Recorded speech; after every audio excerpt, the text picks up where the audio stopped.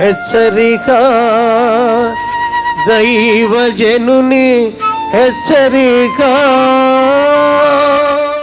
నేను పనికి రాను అనే మాట మీ మనసులో ఉండకూడదు.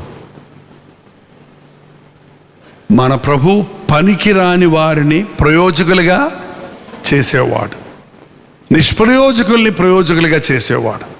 నువ్వు ఎందులో బలహీనుడువో, నీకు ఏది చేత కాదంటావో అది నీ చేత చేయించగలిగిన వాడండి ఆయన. యేసుప్రభు శిష్యులు ఎన్నుకున్నప్పుడు అంత గొప్ప దేవుడు కదా, ఆయన దగ్గర శిష్యులుగా ఉండవలసిన వారిని కోరుకోవలసి వచ్చినప్పుడు ఎలాంటి వాడిని కోరుకోవాలి చెప్పండి? జ్ఞానుల్ని, గొప్పవారిని, పండితుల్ని కోరుకోవాలి. కానీ ఎవరిని కోరుకున్నాడు ఆయన? పామరులు కోరుకున్నాడు. పేతురికి చదువు కూడా రాదు.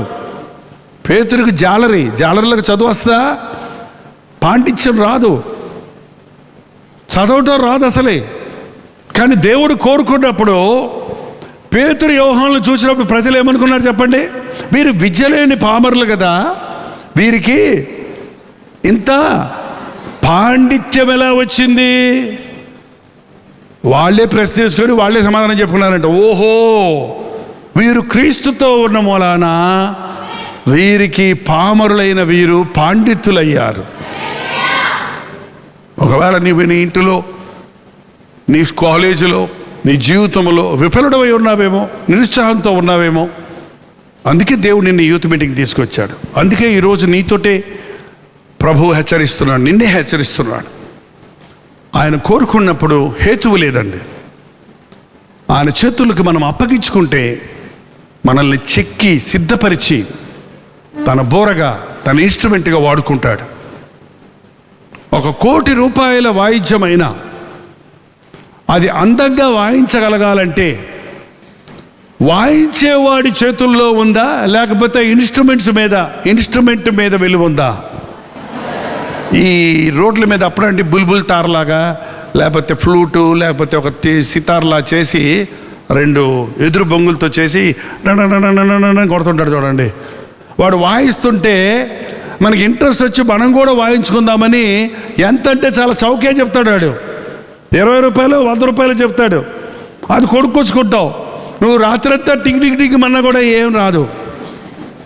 ఇట్లండి, వాయించేవాడి చేతిలో ఉంది కాబట్టి దాని కళ, దాని గొప్పతనం గుర్తించగలిగాం. మనం అలాగా విలువలేని పాత్రలమే, మామూలు వ్యక్తులమే. కానీ మనం ప్రభు చేతుల్లో పెట్టుకుంటే, ఆయన చేతులు మన మీద పనిచేస్తే మనలో నుండి గొప్ప కార్యాలు బయటకు వస్తాయి. మన జీవితంలో దేవుని నామానికి మహిమ తీసుకురాగలుగుతాం. ఒక తీర్మానం మీరు అందరూ చేయాలండి. ఇంతవరకు నీవు ఎలా జీవించావో, నీ ఆలోచనలు ఏంటో, you have made up your mind. ఇంకెంతే, ఇది చదువుతాను నేను, లేకపోతే ఉద్యోగం చేస్తాను, ఇది ఉంటే చాలు అని ఒక ఫుల్ స్టాప్ పెట్టేశావు. కానీ ఈరోజు కాదు, నా చిత్తం కాదు, నా ఇష్టం కాదు, నా పట్ల నా దేవుని ప్రణాళిక నెరవేరినట్లుగా నన్ను నేను దేవునికి అప్పగించుకుంటాను అని ఒక నిబంధన మీరు చేయాలి. మీలో ఉన్నదేదో నీవు తెలుసుకొని అది దేవుని చేతులకి అప్పగించాలి. మోషే రా, ఇశ్రాయేలీయుల్ని ఫరో చేతుల్లో నుంచి విడిపించంటే మోషే అన్నాడు, దేని సహాయంతో నేను వెళ్తాను? నాకు ఆర్మీ లేదే, మిలిటరీ లేదే, నేను ఇప్పుడు రాజుని కాదే. ఫరో రాజు అంటే అంత గొప్ప రాజుని ఎట్లా ఎదుర్కొంటానంటే, ప్రభు అన్నాడు, నీ చేతిలో ఏముంది? నా చేతిలో ఏముంది? కర్ర ఉంది. ఆ కర్రనే వాడుకున్నాడు దేవుడు. ఆ కర్ర ఎత్తితే ఎర్ర సముద్రం 2 పాయలైంది. ఆ కర్ర ఎత్తితే బండలో నుంచి నీళ్లు వచ్చాయి. ఆ కర్ర ద్వారా ఎన్ని అద్భుతాలు చేసి ఇంచుమించు 20 లక్షల మంది జనాంగాన్ని 40 సంవత్సరాలు నడిపించగలిగిన నాయకుడు అవ్వడానికి అతనికి ఏం బలం ఉందంటే, అతని చేతిలో ఏది ఉందో దాన్నే దేవుడు వాడుకున్నాడు. 6 మూడల జానుడు గొల్లియాతు నిలబడి ఉన్నాడు. ఎవడరా, రెడ్డిరా, నన్ను ఓడించడ్రా, మేమందరం లోబడతాం, లేకపోతే మీరు ఓడిపోతే మీరందరూ మాకు లోబడండి అని కేకలేస్తుంటే అంత గొప్ప సౌలు రాజు గుడారంలోంచి బయటికి రావడం లేదు. సైన్యంలో ఎవడు ముందుకు రావడం లేదు. దావీదు అణులు ఆజానుబాహులు బయటికి రాలేదు. కానీ దావీదు ముందుకు వచ్చాడు. నేను ఓడిస్తా. బచ్చా, ఏంట్రా నువ్వు మాట్లాడేది? నువ్వు దేంతో వడిస్తావు నువ్వు? ఎదిగో నా దగ్గర ఒడిసెలు ఉందన్నాడంట. ఏడ్చినట్టు ఉంది.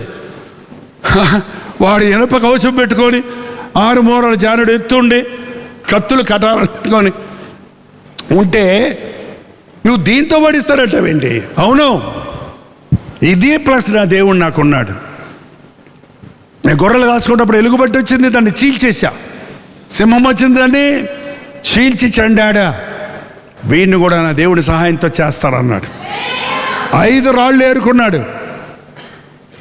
ఒక రాయి ఉపయోగించాడు, 2వ రాయి అవసరం లేదు.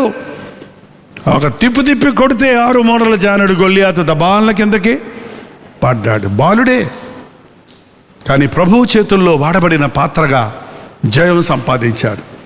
నీ జీవితంలో రాక్షసుల్లాగా నిన్ను పట్టి పీడించే పాపాలేంటో, ఇప్పటికే దురభ్యాసాలకు బానిసైపోయావేమో, శరీరేచ్ఛలతో నిండిపోయావేమో, ఫ్రోనోగ్రఫీకి బానిసైపోయావేమో, హోమోసెక్చువాలిటీకి స్థలం ఇచ్చావేమో, నీ బ్రతుకులో తృప్తి లేని స్థితిలో నీవు ఉంటున్నావేమో, మనసులో స్థిమితం లేని బ్రతుకులో నీవు ఉంటున్నావేమో, ఇంకా నేను పనికిరాను, నా బ్రతుకు వేస్ట్ అనే స్థితిలో నిలిచిపోయావేమో. ఈరోజు దేవునికి నిన్ను నీవు అప్పగించుకుంటే నీ ద్వారా దేవుడు ఒక గొప్ప కార్యాన్ని చేయడానికి సిద్ధంగా ఉన్నాడు. ప్రార్థన. పరిశుద్ధుడ, ప్రేమగల తండ్రి, ఈ ఆగస్ట్ 15 ఈ భారతదేశానికి స్వతంత్రత వచ్చిన రోజున మేము స్వతంత్రులం కావాలని, మేము క్రీస్తునందు ప్రయోజకులుగా బ్రతకాలని, మా బ్రతుకులను మరొక్కసారి పరిశీలన చేసుకొని మమ్మల్ని మేము నీకు అప్పగించుకోవాలని కూడి వచ్చున్నామయ్యా. నీవు ప్రేమించిన, నీవు దీవించిన, నీవు ఆశించిన ఈ యవ్వన సహోదర సహోదరులను ఒక్కొక్కరిని చూడయ్యా.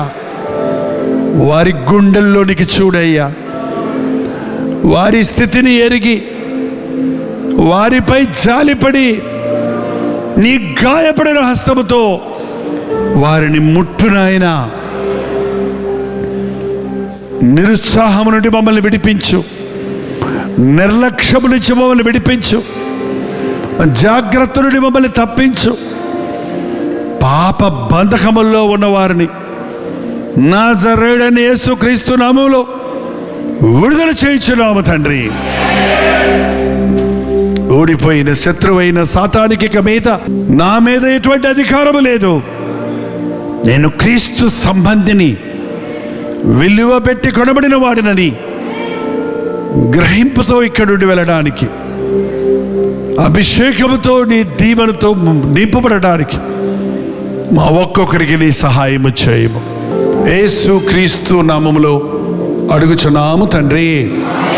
ఆమేన్, ఆమేన్, ఆమేన్.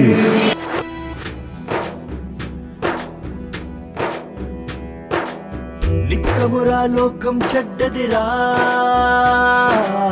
తక్షణమే మేలుకు సోదరా. ఈ లోకపు పాపపు చీకటిలో నీలోనే వెలుగును చూపుమురా. నిక్కమురా లోకం చెడ్డదిరా, తక్షణమే మేలుకు సోదరా. ఈ లోకపు పాపపు చీకటిలో నీలోనే వెలుగును చూపుమురా, నీలోనే వెలుగును చూపుమురా.